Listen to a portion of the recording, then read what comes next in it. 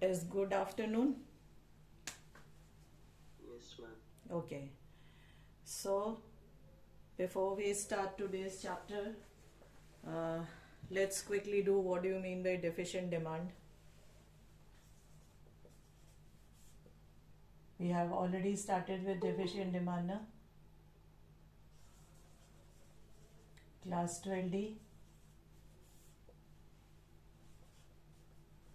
अक्षर कहाँ तक किया है?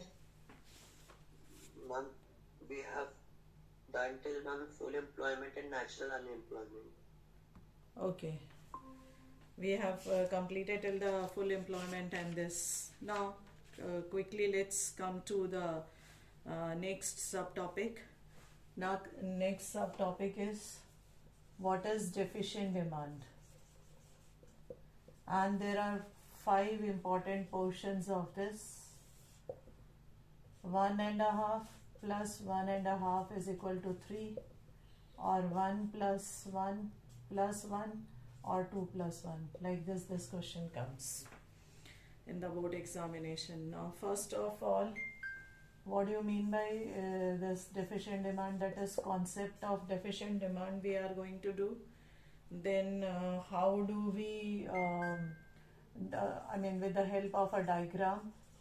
Then next is what are the important causes why deficient demand is seen in the economy.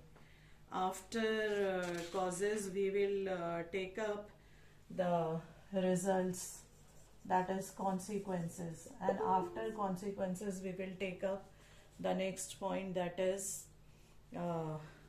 what are the measures, how we can do correct this deficient demand. इसमें 3 marks we have one separate question, that is deflationary gap.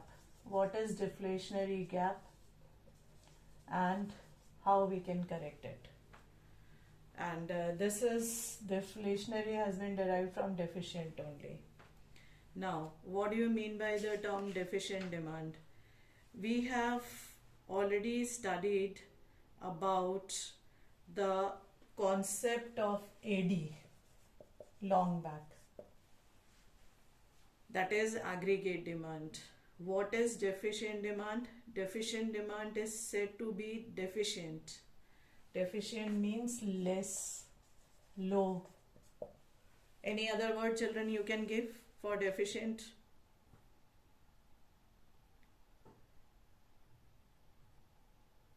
Any other word for deficient?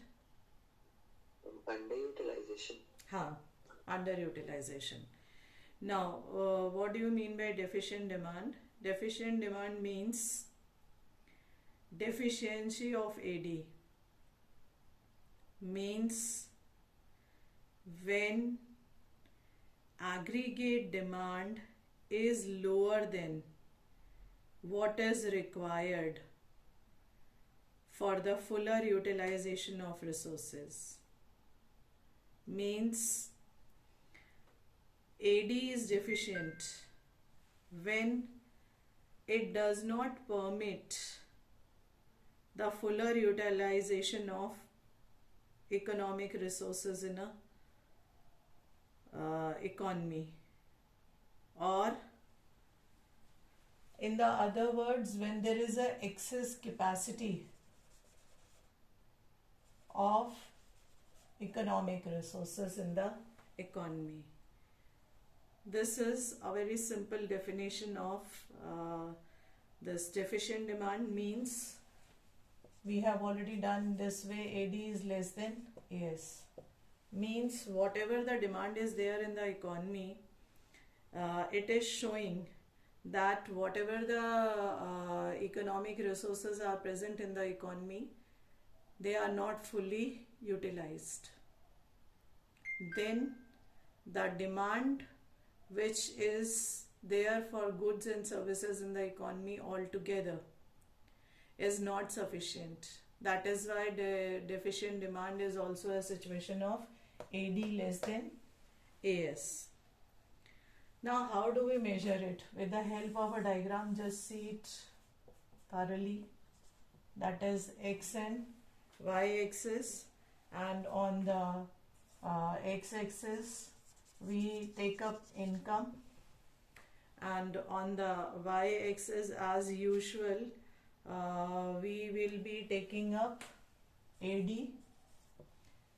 Now tell me children, those who are attending the class, which line it is?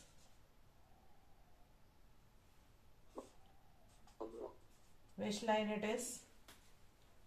45-degree line. What we call it as, Y or AS?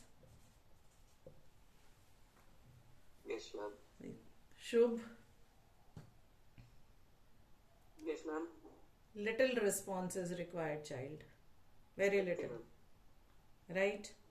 So, which line it is? This is Y, which is also equal to AS. Okay. Now we have already studied about this, that this line we have studied, and this line tells you about AD1, suppose. Why AD1, or what line is this? This line is the line when we see that consumption is done from C bar, and with the increase in the fuller utilization of the resources, that is with the fuller utilization of resources, we have the actual line here, that is known as AD. This I have written with AD1 and the other one is AD. Let's take any point B and G, suppose here, and which two? Ma'am? Yes. Ma'am, your video is not visible. Okay, child. Now is it? Yes, ma'am. Okay. So when we talk about this line, that is AD line is a line which is the actual line. Which is the line where we have the full employment level, that is where the fuller utilization of resources are there. Now, this is the point of equilibrium and this is the point of equilibrium here. But this point, from this point to this point, the gap between the planned demand, that is the gap between the planned, that is AD1, and the gap between the demand by which we see the fuller utilization of resources are there, that is where the full employment is needed. The gap between these two demands is known as the gap of deficient demand. Right? This gap here, this much. Let's take up a point here. Shubh, let's take E. And what point we can take here? F. F. Okay. So this gap is known as which gap? That is gap of deficient demand. And in a broader sense, this gap is known as deflationary gap. Now, this, first of all, we see that in this diagram, x-axis shows us the income, that is given income or the GDP, and this is the aggregate demand here on the y-axis. If we talk about the two lines here representing aggregate demand, so the first line is this, that is AD1, and AD1 is the planned or actual demand which is taking place in the economy, and the required one is AD, where full employment takes place or full employment equilibrium takes place. So when we say here, that is AD minus A1, AD1, AD minus AD1 is deficient demand or the deflationary gap, or here what it is? What you will say? What minus what? AD minus A1 is equal to which gap? EF, है ना? EF gap is there, and the vertical distance between these two lines is deficient demand, the amount of deficient demand. So before I proceed to the next point, that what are the causes of this concept and diagram is clear? Yes, ma'am. 12D. Can anybody will take this opportunity to explain this diagram and one line definition in its own words? It's very simple.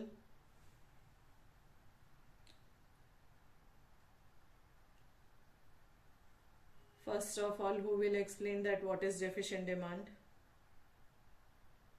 Ma'am, deficient demand means deficiency of AD. Okay. Or Ma'am, demand is said to be deficient when it is lower than what is required for the fuller utilization of resources. good. When the fuller utilization of resources are there, then it is a full demand. So the demand below that is known as deficient demand. Then Akshat, explain the diagram. Ma'am, firstly, on x-axis we'll take income, and on y-axis we are taking demand. Then we'll draw a line of AS is equals to y of 45 degree, and then, ma'am, there's AD of full employment, and AD1, that is the planned AD. It is known as planned AD. Let me interfere here. It is known as planned AD because right now this has been planned and right now this is only taking place. That is why it is also known as actual demand. And the next will be that what it should be. That is why this is known as actual or planned. And what does the other AD is known as? Ma'am, full employment AD. Yes, the other one is known as full employment AD. And the gap between the two is known as deficient demand. Now my next question is from Stuti. Stuti, answer the question here that our planned AD is lower than the actually this full employment AD or higher than the full employment AD? It is lower than full employment AD. Okay, in other words, which is higher?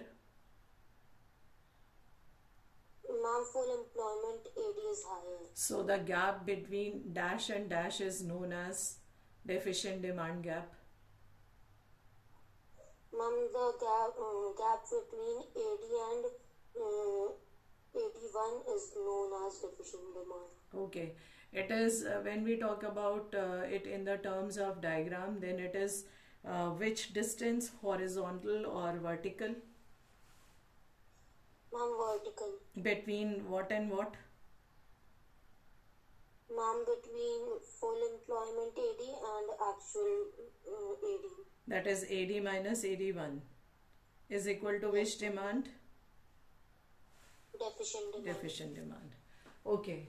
Now, all those who are present here, any problem in this? Clear hai? No, ma'am.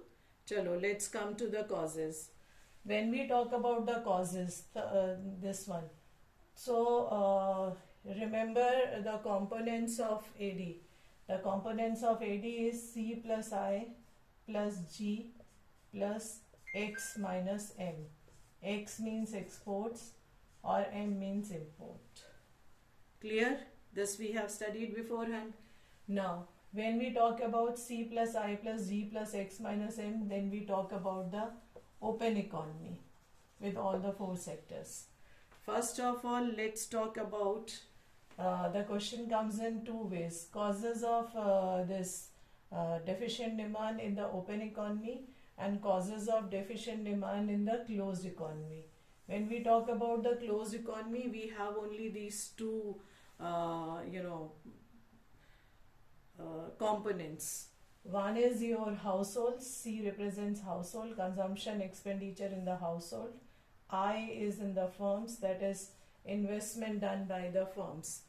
So first cause of deficient demand is, that is reduction in private consumption expenditure. Private consumption expenditure is less. And second one is a reduction in private investment expenditure. These are the two important causes for the deficiency in demand. Private consumption expenditure may reduce because of many of the reason, but most important reason over here is that the people are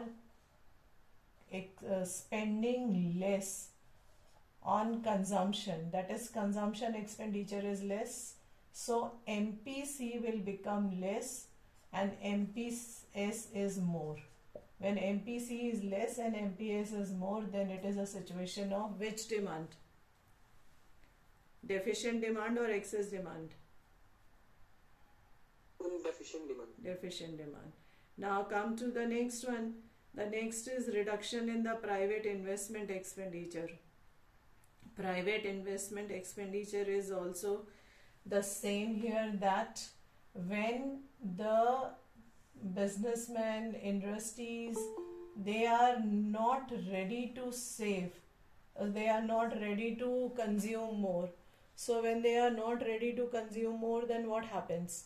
Their consumption level goes down, MPC goes down, they are more interested in saving. So that is why the resources are not fully utilized, means our this private sector, their investment amount is very much less in the production of goods and services, whereas they are saving more. Am I clear, children? Yes, ma'am. Okay, now come to the next point in a broader sense. When we talk about the four sector economy, we have done these two. Now government. Government does both the things. Government do the investment, that is expenditure on investment, as well as government do the expenditure also. So consumption expenditure is there and investment expenditure is there. Sometime the government reduces its both, that is consumption expenditure and investment expenditure. Both the expenditures are lowered, they are reduced by the government. So government does not spend what the government is supposed to spend. There is a reduction, there is a cut in the expenditure, and due to this reduction the actual AD goes down and causes deficient demand. Then come to exports. Very important it is, because exports are always there, which brings a lot of money, that is in the form of money as a multiplier to our country. When exports are less, when they are less, when our domestic products, that is goods and services, are not sold in the other countries, so the income is less, and incoming income from abroad curtails, because it shows that the demand for our goods, the goods which are made in our domestic market, the services which are there in our domestic markets, are not bought by the people abroad. So when our exports go down, then also there is a reduction in AD, and that is especially in actual AD, and it is also one of the cause of the deficient demand. Then we come to the next one, and the next one is your imports. When imports they increases, when imports increases means the goods in the outside world, that is in the market, is more. So at that time what happens, that the people, they are more interested in buying the goods from abroad because they are more cheaper than the goods in the domestic market. So the money is moving out. And last is increase in the taxes. The last point which says increase in the taxes is whatever the person in the economy they are living, whether they are the consumers or they are the factory owners, sometime they realize that whatever the money they are getting here in the country, it has been reduced due to the increase in the taxes. Disposable income, जो खर्च करते हैं income, that has been reduced because of the increase in the taxes. So what they will do is they will discourage themselves to spend the income in the market. So it affects the aggregate demand of the country because the taxes have been increased, and the people's spending will also decrease because they have to pay the taxes from that same income only, that is from the disposable income only. So it is because of that.